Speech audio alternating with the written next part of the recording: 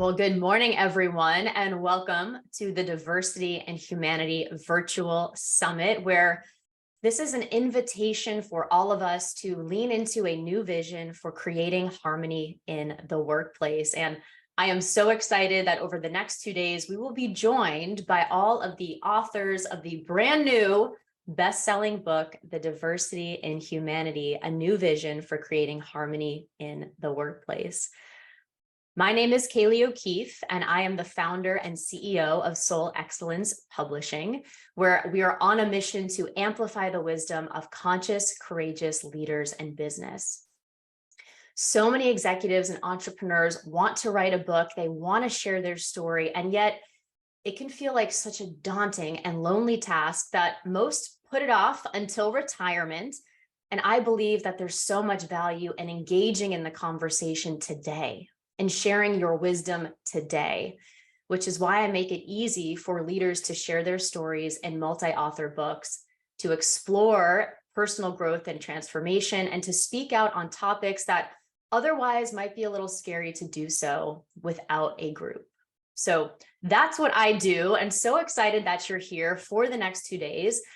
And I haven't always been a publisher. This is actually a pretty brand new thing for me personally. I got my career started in corporate consulting in Washington, D.C., where I was an advisor to heads of sales, marketing, and communications for 8 years. I then moved out to the West Coast, found my way to San Francisco, and spent time at an early stage tech startup, building out commercial teams, learning so much along the way. Before that, I didn't even know what a software engineer did. I had so much fun. And then one day in meditation, I heard a term. The term was soul excellence. And I just loved it. I didn't know where it came from, but it just felt so right. And so in January of 2020, I made the decision to embark on my own creative and entrepreneurial journey, moved across the country, and started to pursue this vision of soul excellence, which for me, I realized was the inner path of leadership. Let me just admit Reggie. One of the first opportunities that came my way on this journey was an invitation to share my story in a multi-author book called Awakening: Meet the Women Birthing a New Earth. This was in April of 2020. So just imagine the backdrop. And I jumped at the opportunity because I had always wanted to be a published author ever since I wrote my first story in the first grade about the ducks in my backyard. And so I said yes. And little did I know that by taking the time to write just a chapter about what soul excellence meant to me, that it would spark a movement, that it would build a company. And I had such an amazing experience collaborating with 30 women from around the globe to put out this book that I realized that, wait a second, everyone that I knew in the corporate world would love to be a part of an experience like this, looking for that camaraderie, that opportunity to be published, to be seen, to share their hearts, to share their stories. And so with that idea, Soul Excellence Publishing was born. And the first title that came to me in September of 2020 was Leading Through the Pandemic: Unconventional Wisdom from Heartfelt Leaders. And over the last 2.5 years, I've had the opportunity to work with almost 400 executives and entrepreneurs in 15 countries on 4, soon to be 5 continents, in books like The Great Leadership Awakening, Black Utah, STEM Century, The X Factor: Spiritual Secrets Behind Successful Executives and Entrepreneurs. And along the way, we've had so much fun getting to know, how do we want to create this new world starting from within? So as you can hear, I've been out of the workplace for a few years now. And so I come into this conversation around diversity, equity, equality, and inclusion in the workplace, admittedly, as somewhat of an outsider.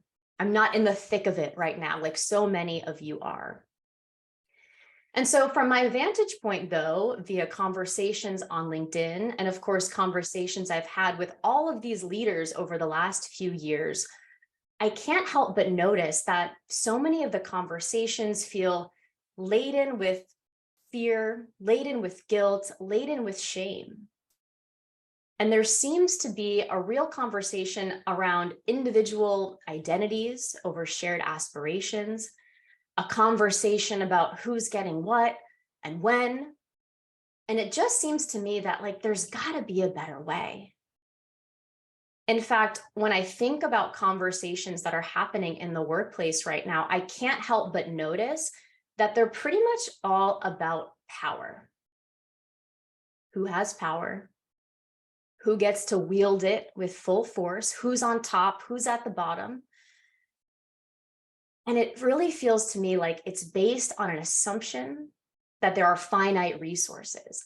And instead of a conversation of how do we harness all of the individual talents, how do we harness individual greatness for a shared aspiration as a company, instead, we're talking about power.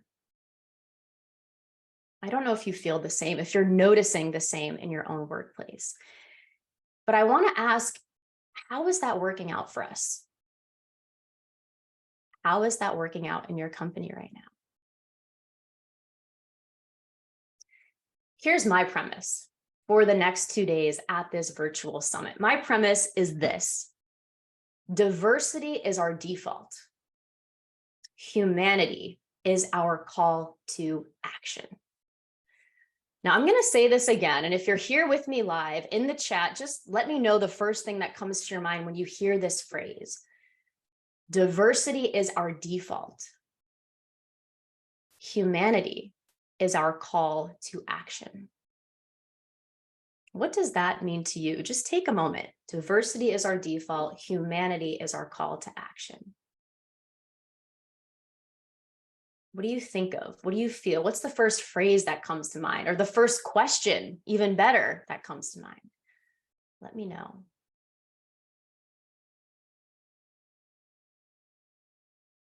So let me share, as you're taking some time to reflect on this phrase, what this means to me.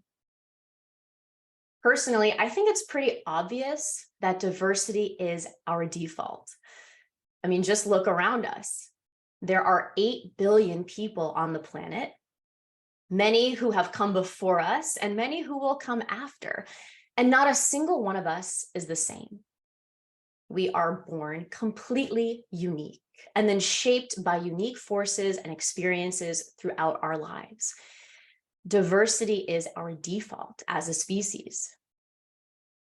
And yet something's happening right now, particularly in corporate America, where there's this energy around needing to prove our diversity. And oftentimes diversity in the most narrow set of attributes. So just as an example, in my 13 years in corporate, it always struck me, it just struck me that I was constantly being asked to celebrate the fact that I am a woman and to celebrate the fact that I am gay. And so just think about it, every March would roll around and I'd be invited to all of these events to celebrate Women's History Month. And then June would roll around and I'd be asked to join the company at a pride parade or, wear a different t-shirt. And the whole time I just felt like, yes, this is part of it's who I am, absolutely. But obviously I'm so much more than that. And I'm actually here to cultivate my skills, to cultivate my talents, and of course, to be the absolute best I could be. I wanted to be promoted first. I had huge aspirations and was moving up super fast. And yet I just felt like a lot of what I was experiencing was actually quite infantile. And in some ways I felt dehumanizing. And I don't know if you felt the same, being placed into boxes and saying, hey, wait a second. I'm so much more than that. Don't you see me? Actually, why don't you get to know me as an individual? Now, one thing that I definitely am is a student, a lifelong learner. And specifically, I'm a student of something called the Virtues Project. If you're not familiar, the Virtues Project was born in 1991, the brainchild of 3 Canadians who really saw a need to uplift children's self-esteem. And so what they went out and did was they scoured the world and started to study what are the universal character traits that individuals seek to cultivate, that cut across race, that cut across religion, that cut across nations. And I came across their work a few years ago when I was starting this entrepreneurial journey. And let me let Jess in. As I was starting this entrepreneurial journey, and I took a spiritual companioning class, and I'm so glad that I did, because I fell in love with the virtues. And so much so that I built this company on the foundation of virtues like enthusiasm, excellence, wisdom, and trust. Now, as I prepared for this project, as we started to work together in this book on the diversity and humanity, I went back to the virtues and I wanted to do some research. And something struck me. It struck me that nowhere in the virtues was listed the virtue of diversity. So in the top 100 virtues that they pulled from across the world, they didn't outline the virtue of diversity. Of course, there was the virtue of love, the virtue of tolerance, the virtue of humility, the virtue of mercy, the virtue of justice. And the virtue that, of course, struck me the most was the virtue of humanity. And what struck me is I had never thought about humanity as a virtue. I don't think I'd really thought much about the term at all. So because I love these virtues, I have a deck of cards here with the virtues. I also have an app with the virtues on it. You can totally download this. Just look for the Virtues Project. And I want to read the virtue of humanity to you. Humanity is an attitude of caring and mercy toward all people. We all breathe the same air. We all cherish our children's future. We all suffer and rejoice. Although in the eternal scheme of life, each one of us is small, we are one of a kind, irreplaceable. We lose our humanity whenever we generalize about a group of people and separate ourselves from them because of external characteristics such as race or sex. We tap into our humanity when we put ourselves in others' shoes and are genuinely concerned for their welfare. Our humanity grows as we serve others. There is no they, only us.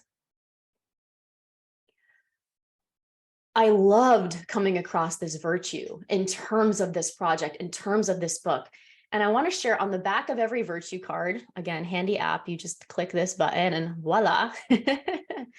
On the back, it describes a few things of the practice of humanity. I feel a common bond with all people. I value each person as an individual. I refrain from prejudice. I feel empathy for the suffering of others. I have a passion for compassion. I offer humanitarian service. There's also a quote here. I'll just read the whole thing. This one from MLK. An individual has not started living until he can rise above the narrow confines of his individualistic concerns to the broader concerns of all humanity. I'm going to talk a little bit more about this theme that comes up here and comes up in another quote that I want to share with you. I want to ask you, can you feel the energy of this virtue? Can you feel the love behind this virtue? Can you feel the beauty behind this call to action? It does not have the energy of a social justice warrior.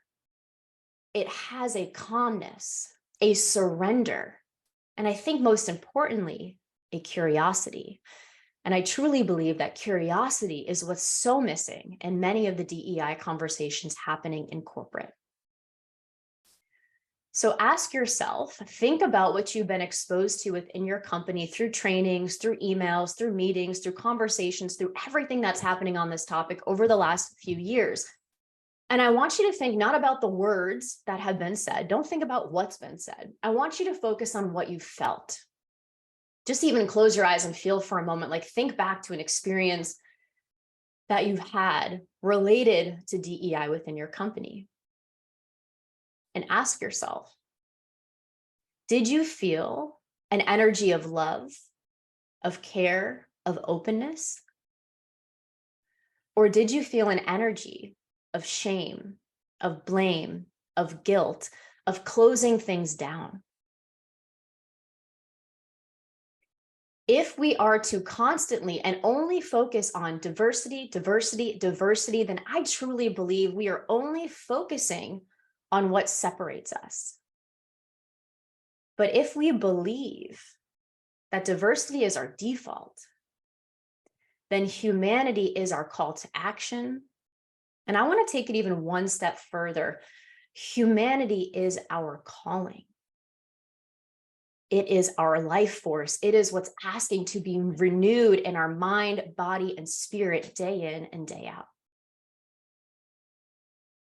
So I have to tell you, when the writers and I, the authors of this book, gathered together over the last 6 months, we were right in the midst of editing our chapters, and I hadn't started writing my intro yet. And I was actually looking for some inspiration.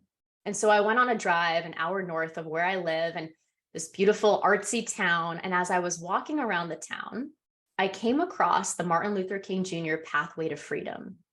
It was the city's monument, statue, space to celebrate progress in the civil rights movement. And as I walked the pathway, starting with the quote from Harriet Tubman, working my way through to George Washington Carver and Rosa Parks and Maya Angelou and Barack Obama, like, you could feel the momentum, you could feel the transition, you could feel this sense of like deepening humanity and opening happening as I was walking through this pathway. But the quote that struck me most was a quote from Thurgood Marshall, the first African-American Supreme Court justice. And I always confuse it, so I wrote it down here.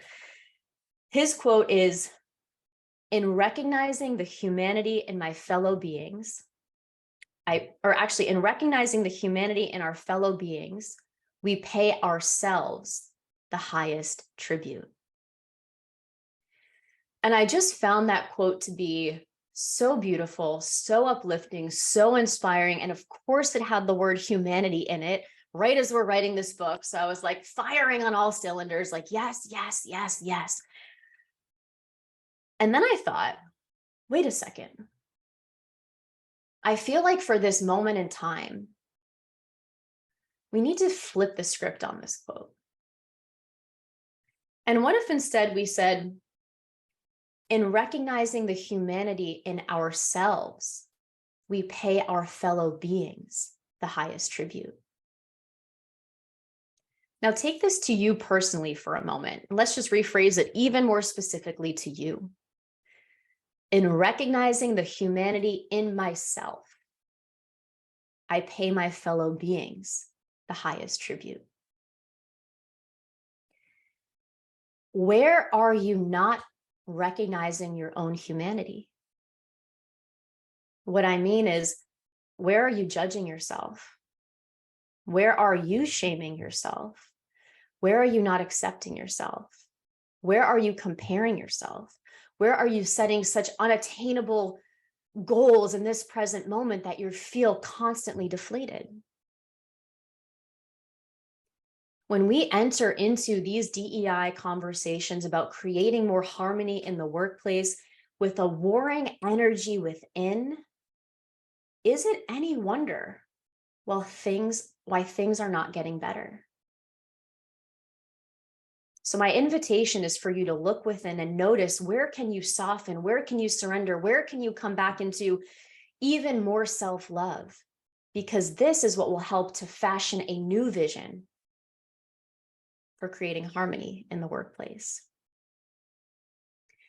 Now, over the next 2 days, today and tomorrow, with a jam-packed agenda, you are going to meet the best-selling authors of the book, The Diversity in Humanity.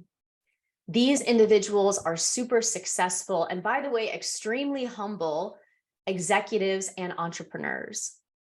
And what's so powerful about this collaboration is we have come together over the last 6 months to write, to reflect, to connect, to get to know each other, to share our fears, to share our hopes, to share what has come up as we've explored this topic.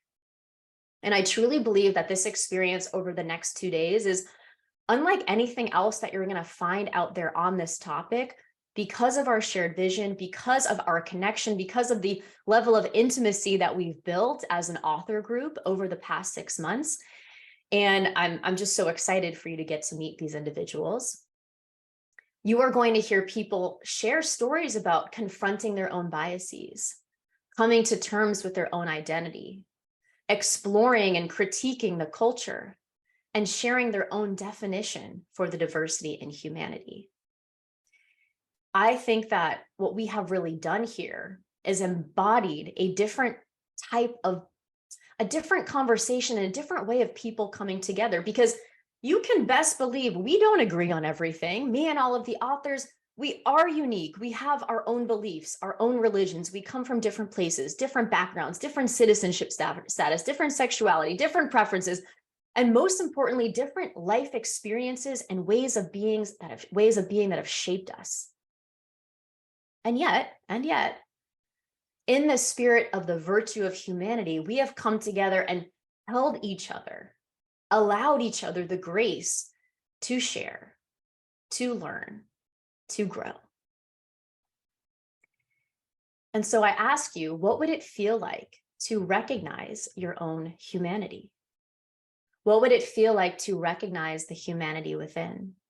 What would it feel like if more leaders in the workplace could neutralize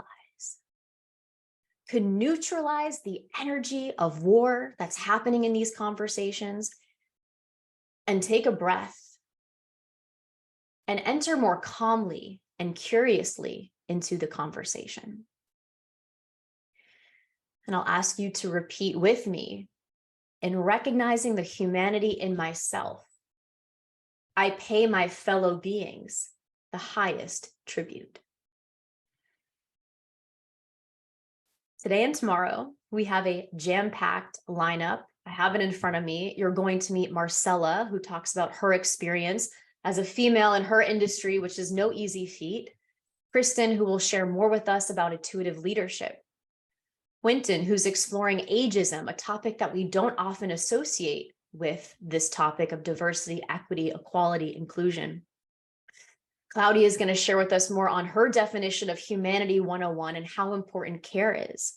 You'll then get to meet James Jackson, founder of the Utah Black Chamber and a longtime partner of Soul Excellence Publishing, as he talks about mentorship and allyship.